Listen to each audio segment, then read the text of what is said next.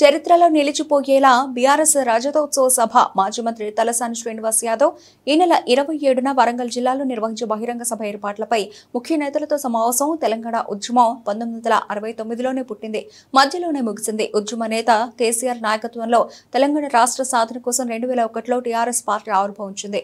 పోరాడి సాధించుకున్న తెలంగాణ రాష్ట్రాన్ని అభివృద్ధి సంక్షేమంలో దేశానికి ఆదర్శంగా నిలిపారు కేసీఆర్. రాష్ట్ర సాధన కోసం ఆవిర్భవించిన బీఆర్ఎస్ పార్టీ పుట్టి 25 వసంతాలు పూర్తవుతోంది. ఈ నెల 27న పార్టీ పండుగను ఘనంగా నిర్వహిస్తామని పేర్కొన్నారు.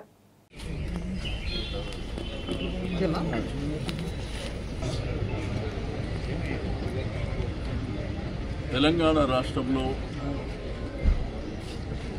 తెలంగాణ రాష్ట్ర సాధన కోసం ఒక ఉద్యమ పార్టీగా అవతరించినటువంటి టీఆర్ఎస్ పార్టీ గులాబీ జెండా అధినాయకుడు కేసీఆర్ గారి నాయకత్వంలో తెలంగాణకు జరుగుతున్నటువంటి అన్యాయాన్ని, నీళ్లు లేక, నిధులు లేక,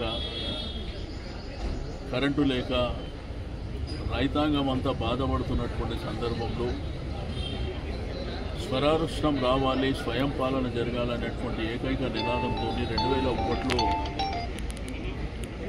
టీఆర్ఎస్ పార్టీ ఆవిర్భావం జరిగింది. మనందరికీ తెలిసింది.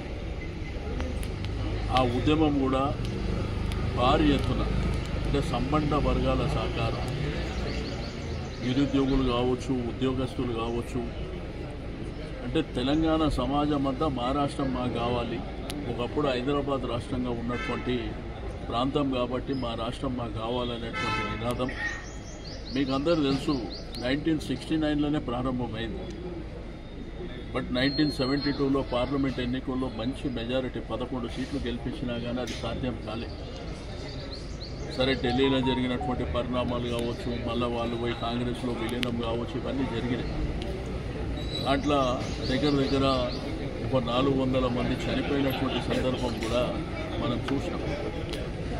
అయితే మలిదశ ఉద్యమం అనేది కేసీఆర్ గారి నాయకత్వంలో